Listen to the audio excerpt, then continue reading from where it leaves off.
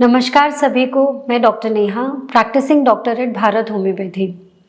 जैसे ही कोई कपल ट्राई करने की कोशिश करता है, यानी माँ बाप बनना चाहता है, और वो कपल 2 4 6 महीने नेचुरली ट्राई कर लेते हैं, और जब वो डॉक्टर्स को दिखाना शुरू करते हैं, वैसे ही वो एक नए टर्म से इंट्रोड्यूस हो जाते हैं, जो कि है IVF, यानी कि इन विट्रो फर्टिलाइजेशन।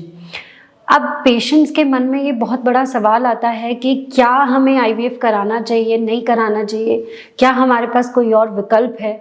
और कई बार ऐसे होता है कि पेशेंट ने IVF ट्राई किया लेकिन वो सक्सेसफुल नहीं हुआ, फेल हो गया।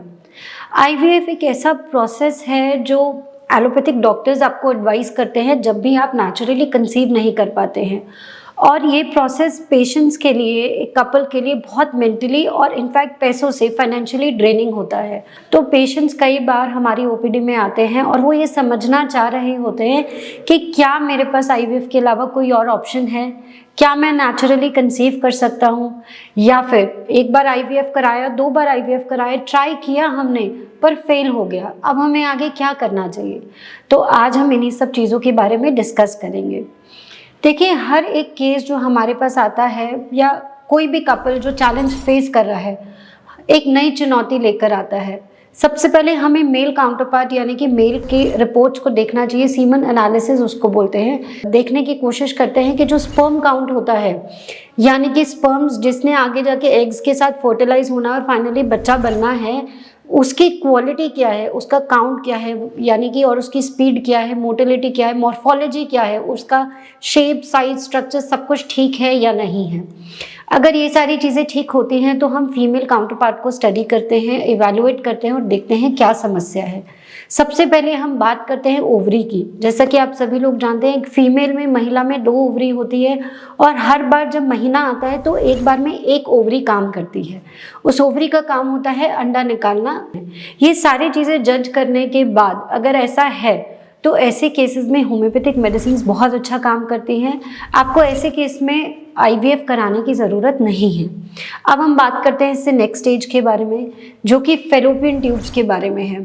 फेलोपियन ट्यूब्स महिला में 2 होती है, और अच्छे कंसेप्शन के लिए, नेचुरल कंसेप्शन के लिए दोनों ही फेलोपियन ट्यूब्स हेल्दी होनी चाहिए, खुली भी होनी चाहिए, पेटेंट होनी चाहिए। अगर पुरानी कोई हिस्ट्री है, पेट की, आंतों की, ट्यूबरकुलोसिस की कोई हिस्ट्री है, या और किसी बड़े इन्फेक्शन की हिस्ट्री है, या पुरानी कभी कोई सर्जरी हुई है, या फिर पहले कंसीव किया लेकिन वो इस ट्यूब में कंसीव हो गया, जिसे एक्टोपिक प्रेगनेंसी कहते हैं, ऐसी कोई पुरानी हिस्ट्री है, तो ऐसे केसेस में फेलोपियन ट्यूब्स खराब होने लगती है। अंदर से जो उसकी लाइनिंग है वो अनहेल्दी हो जाती है, और कई बार चिपक जाती है, ट्यूब ब्लॉक हो जाती है। ऐसे केसेस में भी इवैल्यूएट करना होता है, और ऐसे केसेस में होम्योपैथिक मेडिसिन का रोल बहुत अच्छा होता है। अब हम बात करते हैं तीसरी स्टेट के बारे में, जो कि आपके यूट्रस यानी गर्भाशय से रिलेटेड है।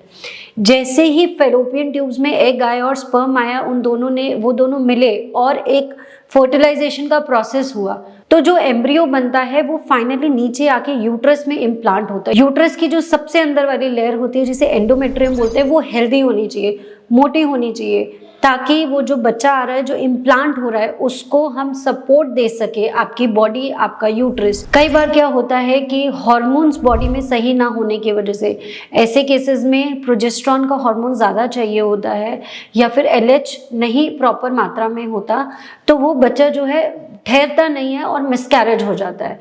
तो अनहेल्दी यूट्रस या फिर कमज़ोर यूट्रस की वजह से भी एक कपल जो है नेचुरली कंसीव नहीं कर पाता है। ऐसे केसेस में भी आप सक्सेसफुली 2 3 महीना पहले होम्योपैथिक मेडिसिन को फॉलो करिए, अपने यूट्रस की स्ट्रेंथ और पावर को बढ़ाइए, हार्मोन्स को बैलेंस करिए, उसके बाद आप नेचुरल कंसेप्शन के लिए ट्राई करिए, और वहाँ पे भी आप नेचुरली कंसीव कर सकते हैं। सबसे अच्छी बात यह है कि जो भी कपल नेचुरली कंसीव करने की कोशिश कर रहे हैं, ट्राई कर रहे हैं, उनमें 80% केसेस में IVF की ज़रूरत नहीं होती है।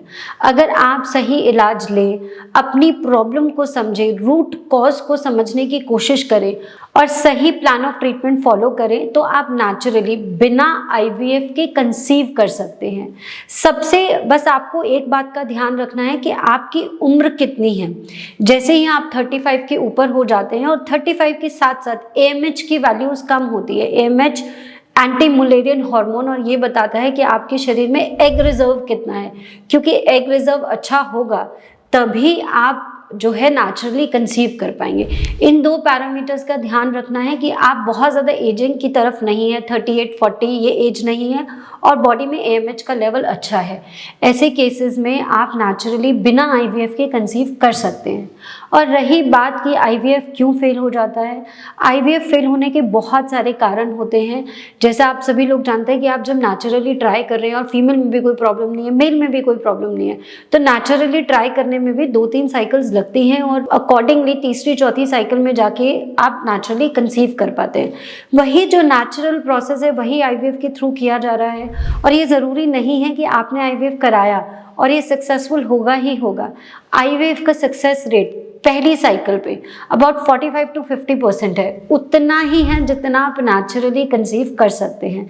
तो अपने प्रॉब्लम को एग्जामिन करिए और अगर आप उसमें नेचुरली कंसीव कर सकते हैं तो हम होम्योपैथी में आपको पूरी तरह सपोर्ट करते हैं।